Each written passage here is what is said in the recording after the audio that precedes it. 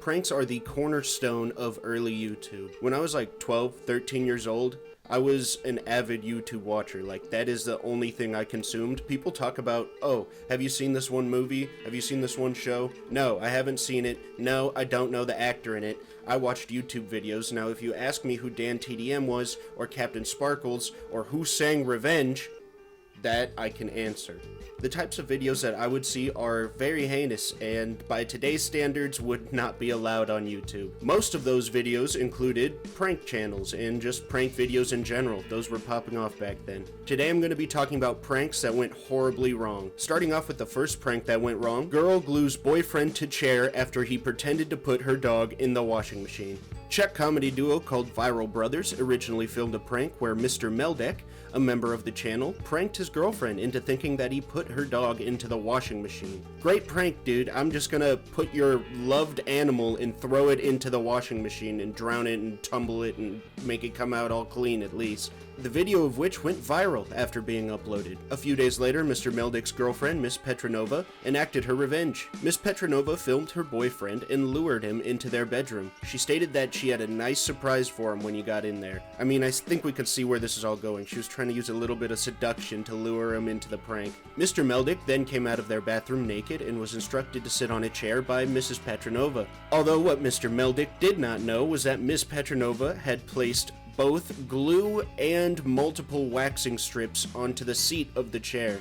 Obviously, Mr. Meldek's focus was somewhere else, so he sat down into the chair completely naked. The wax paper and super glue immediately stuck itself to Meldek's skin and hair, adhering his boys to the bottom of the chair. Mr. Meldek immediately started panicking and not being able to free himself from the gluey mess, just sat there. And there are images of him, like, obviously in mental turmoil with the realization that he stuck his little fellas straight to the chair. Meldek was later able to remove all of the wax paper and glue from his underside, but not without losing a sizable amount of hair and skin. Oh my.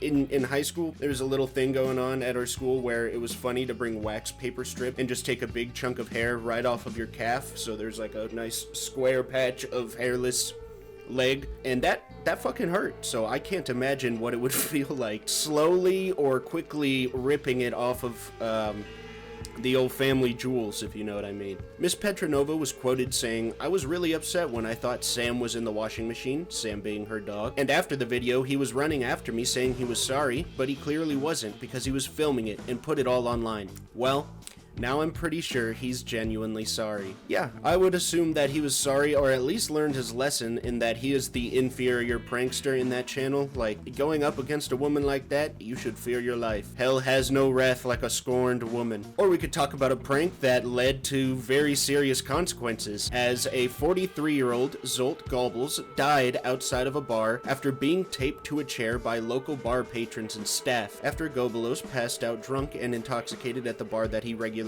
frequented, the bar staff and patrons thought it would be a funny prank to duct tape Goebbels to the chair. Now, Goebbels was completely asleep, so they duct taped his wrists, ankles, and entire torso to this chair that was out on the bar patio. Not only did they tape him to the chair, but they videotaped the entire ordeal unfolding, sending it to friends and people around the town. When other guests told the perpetrators to untie him and let him go, wake him up, and send him home, noting that it was extremely cold outside, they agreed that they would untie him if he didn't wake up before they left the bar. Unfortunately, by the end of the night, the bar staff and their patrons forgot to untie him. They just left him out there because they completely forgot that they had even tied him up in the first place. Goebbels woke up throughout the night, nobody knows when because he was completely alone, but it was stated that he woke up because the chair that he was sitting in had tipped over and there was obvious signs of him trying to free himself. Goebbels was then found at 4 a.m. by a local bus driver laying still on the ground with the chair still tied to his body. Authorities stated that Goebbels was outside in the cold for at least 10 hours that night, causing him to suffer from hypothermia and eventually die. The three men involved in the prank were charged with careless reckless manslaughter and sent to jail.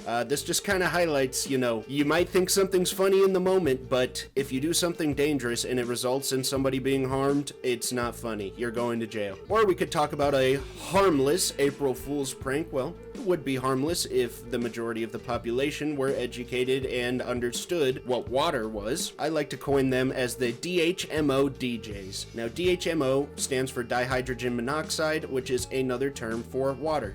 H2O. And on April 1st, 2002, two Kansas City DJs pulled what they thought was a harmless April Fool's prank. This prank, which backfired spectacularly, warned listeners that the local water supply was contaminated with dihydrogen monoxide. They also stated that the chemical was linked to sweating, urination, and even skin pruning. Wow, right? So harmful. Shortly after this prank was enacted, panic spread through hundreds of concerned citizens. People started calling the local police and local water treatment facilities, complaining that the water treatment facility needed to do something about the harmful chemicals that were in their drinking water supply. What's the problem here again? Oh, yeah. Remember that people don't know that DHMO is just normal water. They hear a chemical name and they think that's horrible, even though, everything's made up of chemicals. Everything has a chemical makeup. Dihydrogen, two hydrogens, one oxide, one oxygen, H2O. The prank sparked outrage, with some officials even calling it terrorism. Okay, just because people don't understand a word and they construe it completely differently doesn't mean that it's terrorism. That's an insane accusation to make off of a harmless prank here. But that didn't stop the two Florida DJs from trying the same stunt in 2013. This time, though, they nearly faced felony charges because it's a repeat offense to apparently call water by its chemical name. Or we could talk about a prank that cut power to 8,000 residents. Halloween pranks are all fun and games until they take down an entire city's electrical grid. In 2006, a 15-year-old in Pennsylvania decided to ditch the usual toilet paper and shaving cream and instead egg the local electric substation. Screw egging my principal's house. I have nothing against him. I'm just gonna throw eggs at this big buzzing metal tower instead. This wasn't just a messy prank, it turned into a disastrous chain reaction that nobody could see coming. Thanks to a combination of egg splatter and the pouring rain that was happening that night, the substation exploded, causing a huge blackout that left 8,000 residents without power. The damage was so severe that it practically destroyed the entire substation. While the prankster managed to escape serious injury, he did have to be treated at the hospital for ringing in his ears. Yeah, I can't imagine. You're right next to a substation. A little 15-year-old boy just, take that, electricity. Your eardrums probably get blown straight through, being next to a million fucking volts exploding into the air at once, all from one egg. That kid must have had pretty good precision considering, it rains all the time there, right? So throwing an egg at something, you don't think it's gonna do that much damage, but that yolk caused a short just enough for the entire thing to fucking go up in flames. Imagine being one of the thousands of people suddenly left in the dark, and you have no idea what's going on. You don't get power until the next day. Come to find out that some 15-year-old was throwing eggs at the place that provides your entire city with electricity. We could also talk about another unfortunate prank here, where a man went to a Halloween party.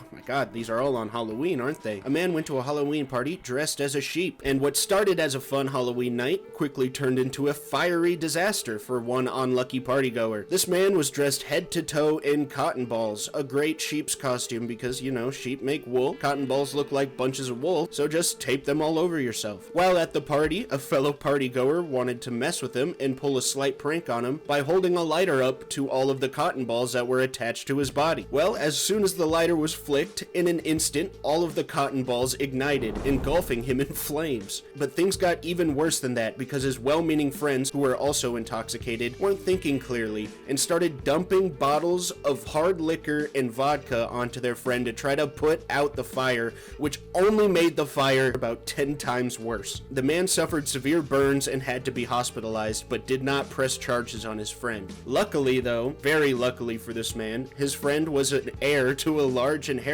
I guess, and was able to just pay for all the medical bills and I guess give him a little extra money for emotional support damage. Yeah, I would take that money and you would never see me again. I would be done with that friend. Somebody being that reckless around cotton balls, you may not have known that it would have lit on fire that fast, but honestly, Whole new group of friends. Everybody else started dumping vodka on top of him like that. They didn't know that vodka lights on fire.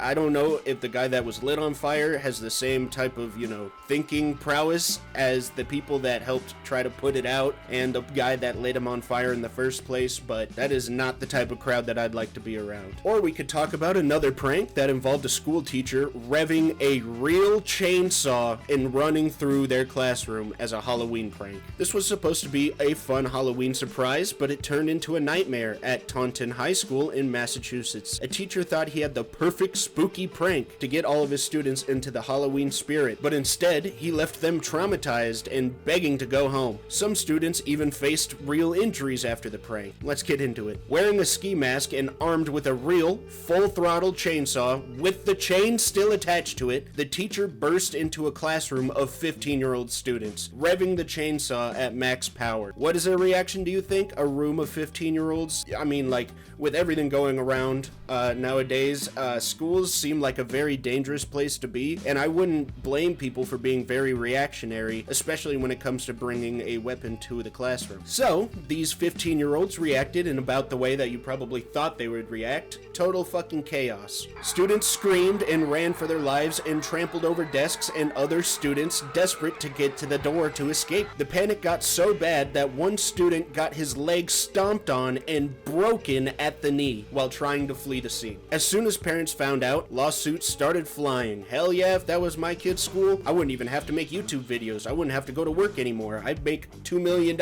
invest that bitch, no more work for me. Multiple families took legal action against the school, the teacher, and the school board for allowing such a reckless stunt to happen within school walls. In the end, the family of the injured student was awarded $100,000 and the teacher was promptly fired for obvious reasons. These are just some of the pranks that I saw that I thought were especially either funny or heinous or just outright stupid, so I had to show them to you guys. Let me know what you guys think about all these reckless stunts in the comments down below. If you want to hear more about reckless stunts, I have a whole video that I worked really hard on about David Dobrik that I uploaded a couple weeks ago, so check that out. It'll be in the box at the end of the video. Make sure you like and subscribe to this channel if you like this video. Check out some of my other videos as well. You can also follow me at Twitch, twitch.tv/SuperiorWad.